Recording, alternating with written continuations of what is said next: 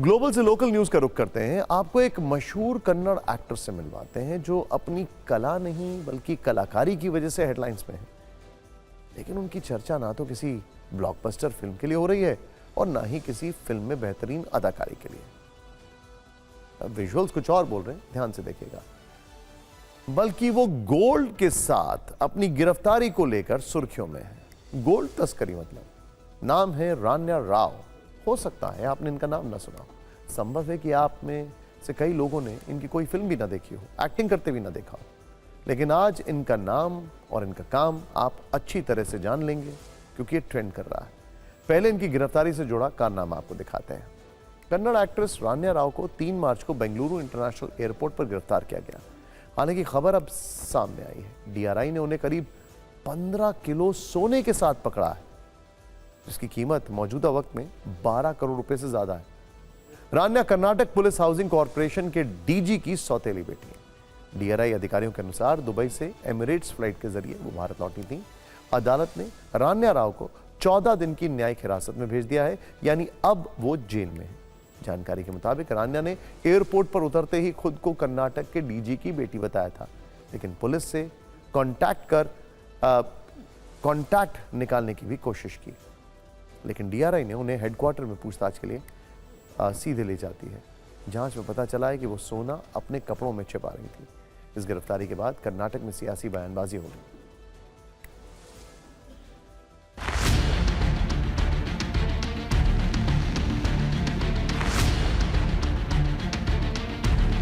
The investigation is on. DRI, they're investigating the case. Until and unless they come out with definite information, I won't be able to react to it. They're investigating. Let them complete their investigation. DRI is a central agency. If it was our police, then we would have known a lot of information. It should be taken up seriously. We cannot take it lightly. Serious investigation should be done.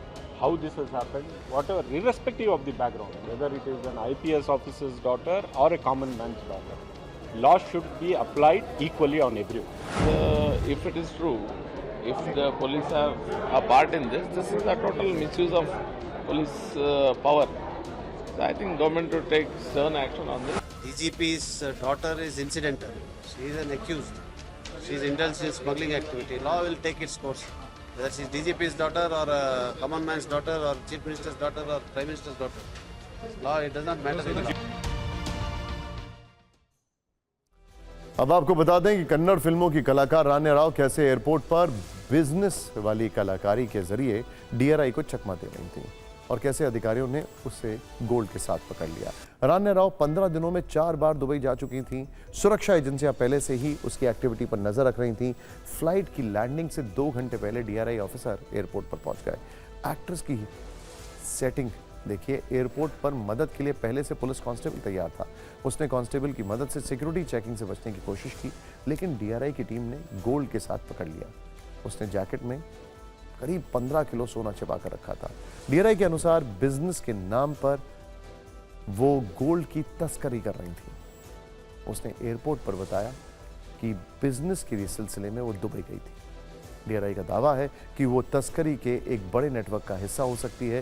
वैसे देखा जाए तो इस कहानी में अभी कई twist हैं, कई चेहरे और हैं जो गोल्ड तस्करी में शामिल हो सकते हैं। डीआरआई पूरे मामले की जांच कर रही है। 33 वर्षीय अभिनेत्री रान्या राव ने साल 2014 में कन्नड़ फिल्म माणिक्य से अपने करियर की शुरुआत की थी। वैसे रान्या के सौतेले डीजी पिता का करियर भी गोल्ड के मामले में ज्यादा दागदार है। वर्षों पहले जब वो मैसूरू में पोस्टेड थे, तब सोने की लूट से जुड़े एक मामले में उनका नाम उछला था। ये सोना बस के जरिए कर्नाटक से केरल लाया जा रहा था।